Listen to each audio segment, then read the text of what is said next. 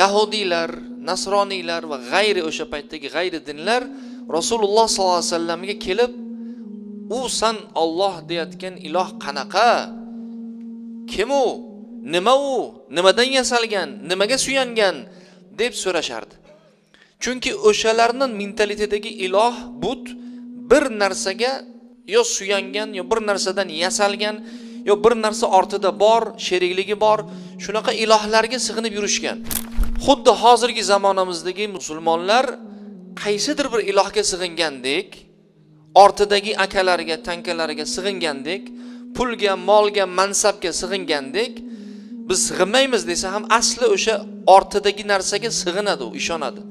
Yuragi o'sha ortidagi narsasi bilan, boyligi bilan, puli yo mansabi uchun u shunaqa qilliqlar qiladi. Asli tagi sig'inish bu.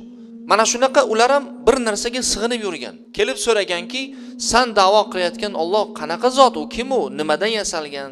Loydanmi, oltindanmi? Nima u? Qanaqa narsa?"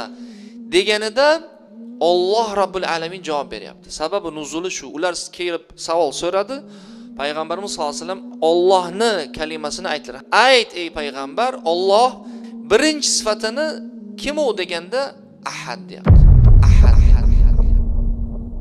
Butun koinotu, mavjudotu, maxluqotu, nabototu, siz biladigan, bilmaydigan barcha maxluqlarni yaratgan zot Ahad. Bir tanho yagona.